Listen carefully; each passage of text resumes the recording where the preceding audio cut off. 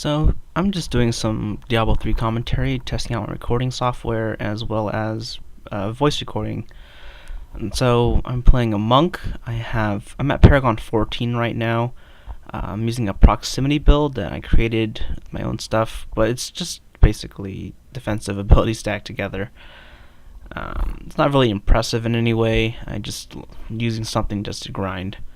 I don't really know any good monk builds. I don't look them up. I just try to find things out myself. It's more interesting that way rather than just copying everyone else's build and being cookie cutter, which is kind of boring. Though I'm pretty sure this is a cookie cutter of someone's build somewhere. I'm not quite sure. So I'm starting off. I have the heal skill. Heals a set amount only. I don't think that's great, but mostly there for the rune, which adds 15% damage, which is probably one of the best runes out there since it stays out for 45 seconds, so you can have your heal ready with the buff. Also using the stinging winds with the tornadoes, because I like airman tornadoes because they're a boss. They don't do too much damage, but stacked in AoE packs, which this build is made for, it does quite a bit of damage. The third skill is Serenity. Like every monk has Serenity. It's just a get out of jail free card. Mostly using the rune for healing whenever I activate it instead of the every 4 seconds, because 4 seconds I used it for a while, but I didn't like how I couldn't regenerate all the health back, though I probably should switch to it sooner or later when I play around with my build a little bit. Also using my mantra of evasion with backlash, so I can deal damage every time I dodge. I'm sitting about 45% dodge without my activation and 54 with, and so I dodge quite a bit. With the crit damage runes and my critical chance, that damage adds up pretty well, especially since you're in a large pack of monsters, and dodging increases your DPS just by being inside of the pack. If you haven't noticed, I'm using Andariel's Visage as my helm. It's a high dexterity helm, but it doesn't have any other defensive stats, but it does have the Poison Nova for 34% chance Poison Novas whenever you're struck. And I got lucky. Well, my friend got lucky because she finds all this good gear and it somehow has dexterity, and she plays a wizard. But it has only 6% increased fire damage on it compared to other helms which have a lot more. So I got lucky there. But there's the 34% chance Poison Nova really adds up. If you're getting hit with small strikes. This build is made to take hits and dodge hits, as well as recover health using Transcendence, which is my first defensive, or my first passive. The other passives I'm using are Seize Initiative for extra armor, and One with Everything, because it's probably one of the most OP skill for getting resistance. I'm seeing about 450 resistance and 36k health. That's really low resistance. I should probably get more, but using this build and the gear that I have, finding all resist gear and resistance to stack with One with Everything is really hard, with dexterity being shared with the demon hunters. So dexterity gear is always more expensive than a lot of other gear. My spirit gen abilities, I'm using Deadly Reach and Concussive Wave. Deadly Reach has the 18% increased damage, and my Concussive Wave has 20% monster reduction. Concussive Wave, the third strike always does a 360, so I usually use 2 Deadly Reaches or and Concussive Wave to finish.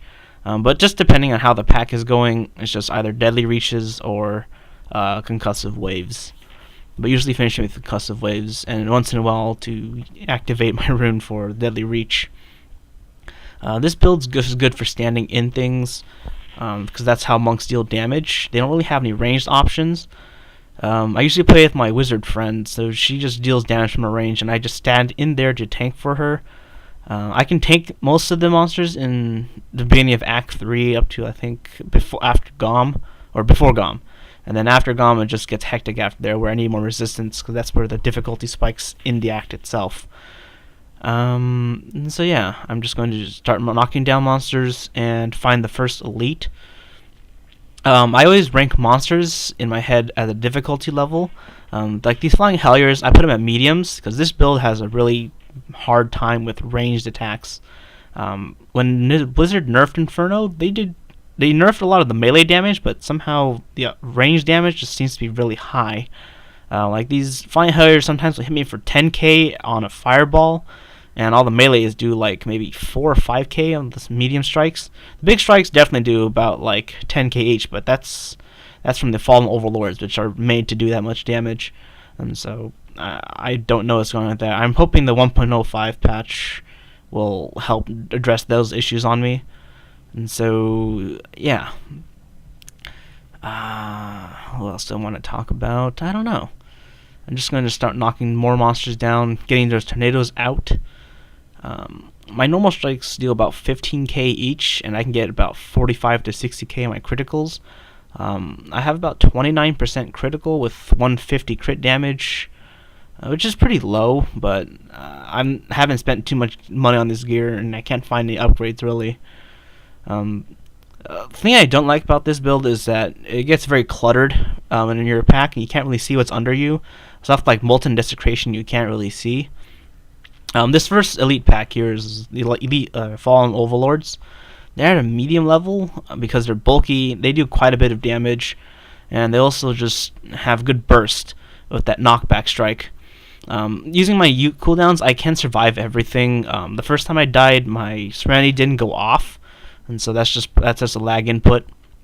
And I'm not really too worried about dying. I have money to cover repairs. I think it's about like 4k repairs ever since they nerfed that too. I don't like how they're nerfing the game too much. It just makes it too easy for everybody. Though I probably like it just so I can activate all this content without having to kill myself getting too much gear. But after the elite pack comes down to about one or two guys left, I can just stand and tank everything because I have enough dodge and recovery just to survive.